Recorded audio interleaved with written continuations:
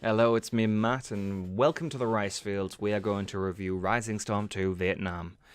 So first of all, I bought this game on a whim after seeing it or Soviet Womble playing it a while back. Put it on my wish list, forgetting about it because I didn't fancy paying it for it at that point, or I didn't have enough money. Forgetting about it, it turns up on a sale, and I'm like, you know what, £6 is not bad for this game. I'm going to purchase it.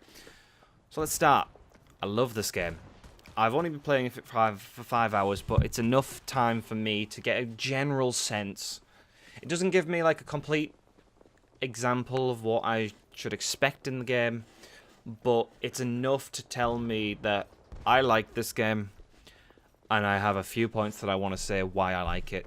Number one, death is dramatic as fuck. When you die, the volume that they used to indicate you've been shot, especially with headshots, is so loud, it's always a shock. Being shot feels like you're being shot, ironically enough. But it's a bit awkward sometimes because I often don't know where I'm being shot from. Although other times I know where I'm being shot from. They're right in front of me. I've brought my gun up. I've started pulling the trigger. Why didn't I hit the bullet? Why didn't the bullets hit? Then again, lag and compensation and all that being a multiplayer shooter. Although I also try to do the exact same thing and hide in the smallest corner I can while being objectively helpful. The game is brought to you by Tripwire Entertainment, who also created the Killing Floor franchise and, to me, are a reliable source of games. They created several Rising Storm games, including Rising Storm 1, which was World War 1, and this one being not World War 2, this one being Vietnam. It's a semi-realistic Vietnam-based shooter, and when I say semi-realistic, it really makes you think what you're doing. Instead of running down like an arcade shooter, I consider certain games arcade shooters, and I believe that Battlefield is going that way. They try to paint it off as like a realistic shooter, but no, it's not at this point. Partially for political reasons and partially for, obviously, they've got to make it more mainstream so more people buy it. Thank you, EA.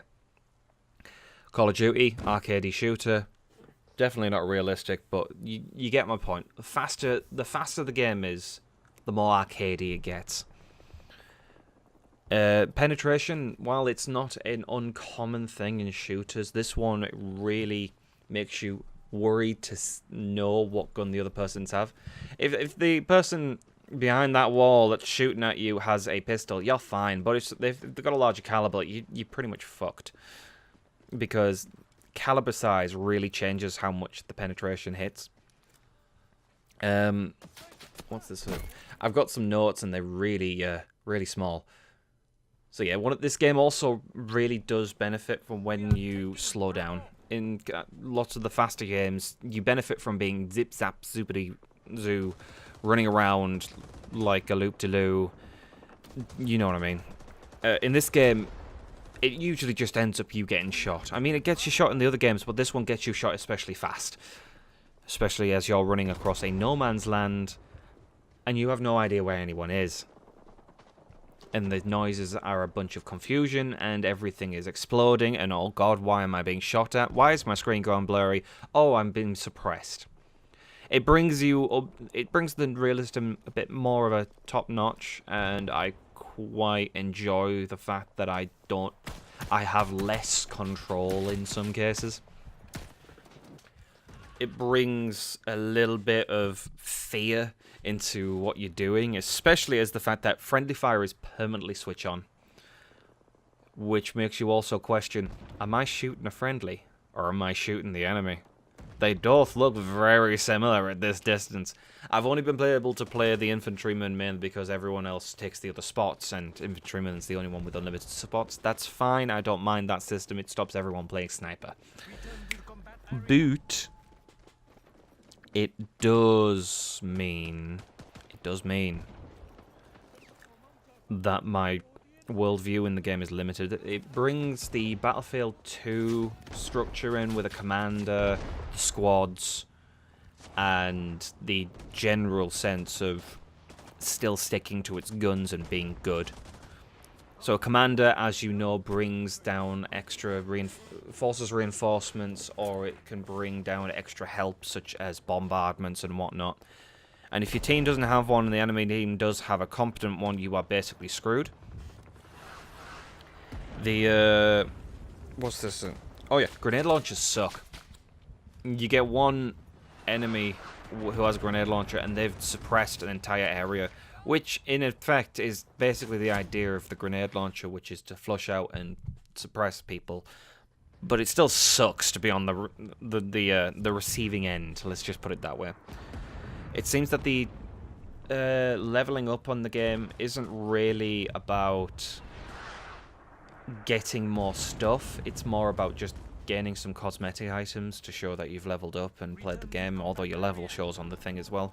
It's a slow-going process, but I appreciate it. It makes the game a bit more fair, where Johnny, who's just joined the game, has, like, the basic weapon, the basic nothing, and dies a billion times because Frederick, who's put a billion hours into this, has already got the best gun in the game with the best sights, and you know what. There are some things about the menu, though, that really do suck. I mean, on the weapon choice, on a couple of the games, you are limited in what your choice is, but some games you have a bit more. And when you're trying to scroll down to, let's say, the Viet Cong side, and you're trying to pick the Mosin Nagant, I think it's the Mark IV or the Chinesian one, I don't know. It tends to just not agree with you. And that might be an oversight, or that might be just me having a problem with it. I don't know. But it sucks.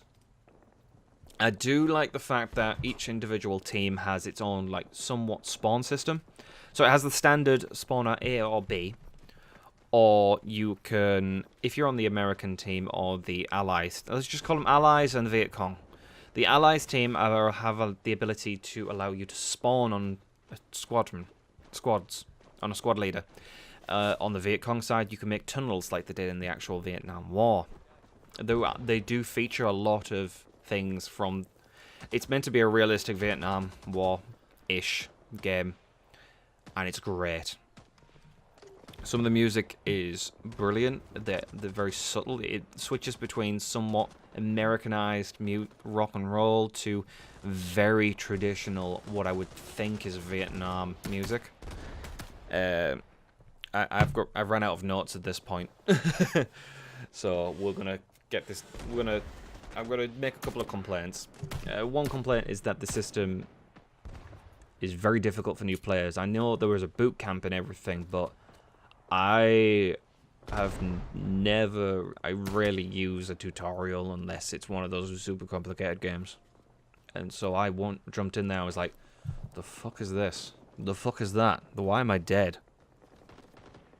But, I mean, if you have a couple of friends on the game, I would recommend it. I don't know if it's still on sale, and it probably won't be on sale by the time I get this video up, because I've been having trouble getting the energy to get videos up. I'm surprised I have the energy now, to be honest. It's probably alcohol.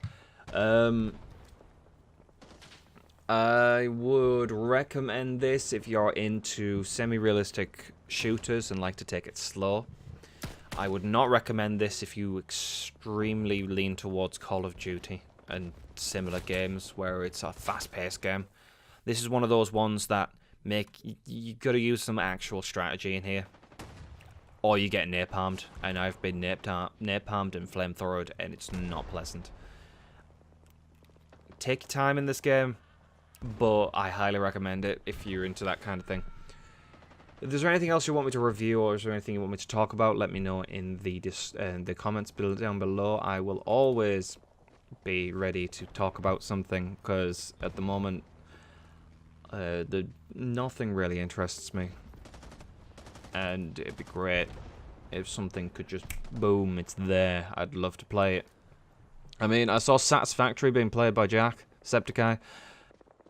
Yeah, I saw Jacksepticeye playing Satisfactory, and I thought, you know what, it's a game I really want to play. But it turns out it's an Epic Launcher exclusive, and I refuse to download that. It's mainly because I found out a few things, partly that it has a huge list of things that are missing, and I probably shall talk about that in another video, but I'll give you... No, actually, I'll talk about the Epic Launcher in another video where I can spend some time explaining and having some research in front of me, rather than just off the top of my head, which, you know, isn't the greatest idea. So I'll see you next time. Thank you for listening, and thank you for watching the background. That was some of the gameplay, which was one of my favourite maps, mainly because I couldn't see a thing, and it was great.